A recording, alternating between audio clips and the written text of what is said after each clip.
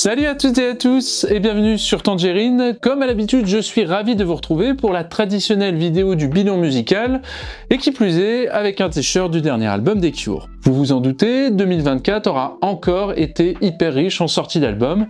C'était une fois de plus pas très simple de faire une sélection. Comme l'année dernière, tout ce qui est album de groupe ou d'artistes à forte notoriété, je vais brièvement vous en parler tout de suite.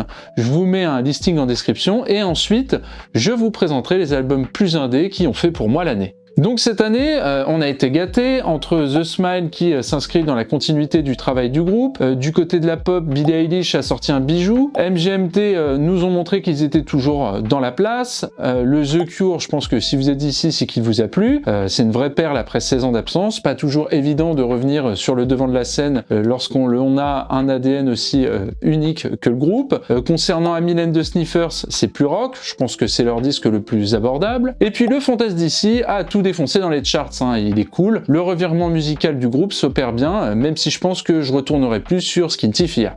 Donc voilà pour les gros groupes. Maintenant je vais vous parler des groupes plus indés qui méritent toute notre attention et qui ont marqué l'année. Allez, c'est parti.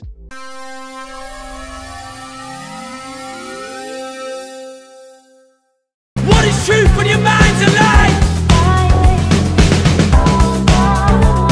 Guided Tour, troisième album du groupe anglais Hivis, marque un tournant intéressant dans leur discographie. Initialement ancré dans un ADN hardcore, comme en témoignent les deux premiers albums, le groupe a choisi d'élargir ses horizons en incorporant davantage de rock et de pop dans ce nouveau disque. Le résultat, leur album le plus abouti à ce jour, tant sur le plan de la production que de la composition. On ressent clairement leur volonté de dépasser les frontières traditionnelles de leur style. Parmi les morceaux, Mind the Lie se distingue comme une véritable pépite, un titre lumineux qui combine avec brio hardcore, post-punk et house.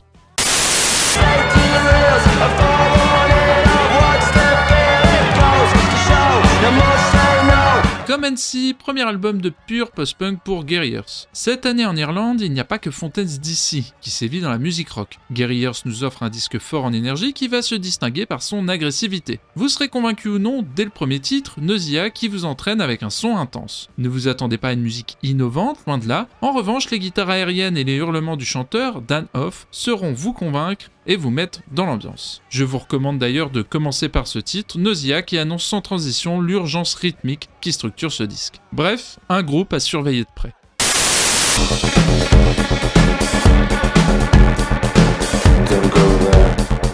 En Irlande toujours, non pas un album, mais un premier EP pour Chalk. Si vous vous êtes déjà demandé ce que donnait le mélange de musique dance, punk et techno, vous êtes au bon endroit. L'intensité du son de ce disque est unique, elle donne envie de danser au Berghain de par ses sonorités sombres et ses rythmes qui tabassent. Contrairement au précédent titre du groupe, il n'y a pas de voix criante noisy, on est sur quelque chose de moins agressif, ce qui en fait une très belle porte d'entrée pour découvrir le groupe. J'ai eu l'occasion de voir le premier concert de Chalk en ouverture d'Indochine, oui vous avez bien entendu, et c'était intense. Le groupe ne laisse pas indifférent, les fans de Gila Band y trouveront leur compte.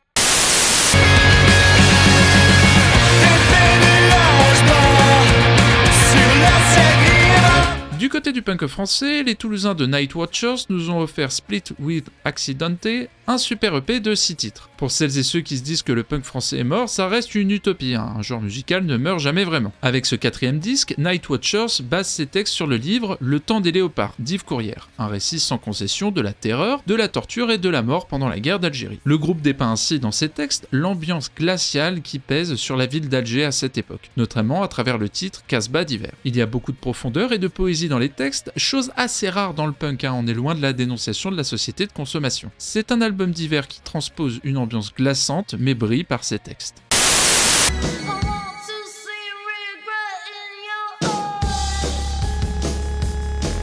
Click, le deuxième album pour le duo californien de System Exclusive, frappe fort avec son mélange revigorant de styles. D'un côté des guitares et batteries aux sonorités résolument post-punk et de l'autre des synthés old school tout droit sortis des années 80 qui apportent une touche new wave et pop. Le résultat, un son résolument vintage et terriblement efficace. La voix envoûtante d'Harry Blaisdell traverse l'album de bout en bout, captant l'attention à chaque instant. L'alchimie entre les éléments et le caractère unique du disque ne peuvent que susciter une forte impression pendant l'écoute. Bref, un nouveau duo que je vous recommande de suivre.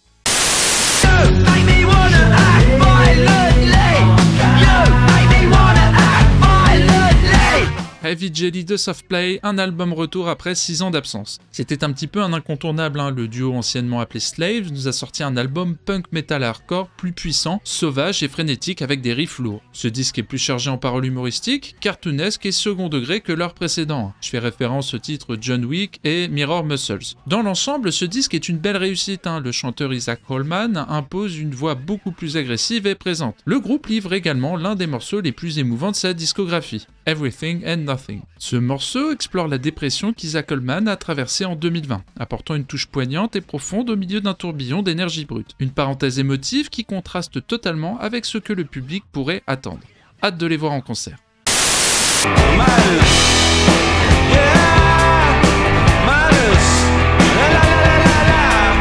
Midas, le deuxième album des Dublinois de Wonder Earth, confirme que l'Irlande brille là où on ne l'attend pas forcément. Si le pays n'a pas réussi à franchir les demi-finales de l'Eurovision, il offre en revanche une scène rock post-punk particulièrement prolifique en 2024. Le deuxième titre, Rain, semble être, dans la composition, une référence à Fontaines DC. Je vous laisserai le soin de juger par vous-même. Avec cet opus, le Quatuor propose une approche moins pop et plus rock que le précédent disque, dans une ambiance posée. On sent bien les influences d'un rock sensible des années 90, comme un petit peu de Radiohead et surtout de la Britpop. C'est un album calme qui s'écoute relativement facilement.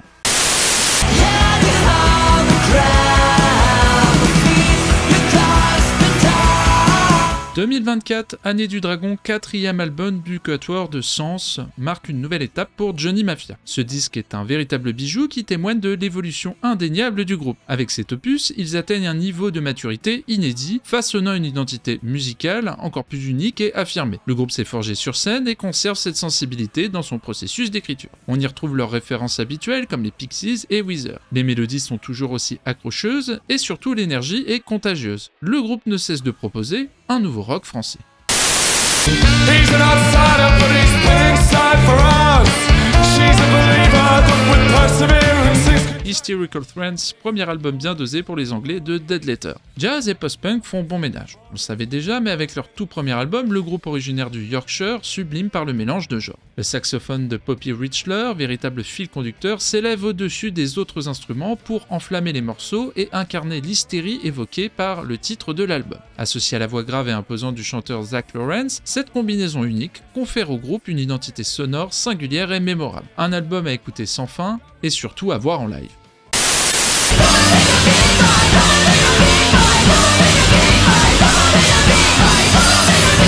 Pink Balloon, Dico Astral, le trio punk de Washington sort son premier album et c'est une grosse claque. J'attire votre attention sur ce disque car il ne s'agit pas d'un punk classique, loin de là. Le groupe propose un son résolument moderne, mêlant punk, noise et même quelques touches pop, ici et là pour créer un style expérimental maîtrisé. C'est dynamique, ça tabasse et il n'y a rien de répétitif dans le son. Un trait de caractère assez rare dans le punk, c'est ce qui te détache selon moi du lot. Contrairement à la mouvance actuelle, vous n'y trouverez aucune trace de post-punk et franchement ce n'est pas plus mal. Encore une fois, ce disque est une bonne claque qui marque les esprits.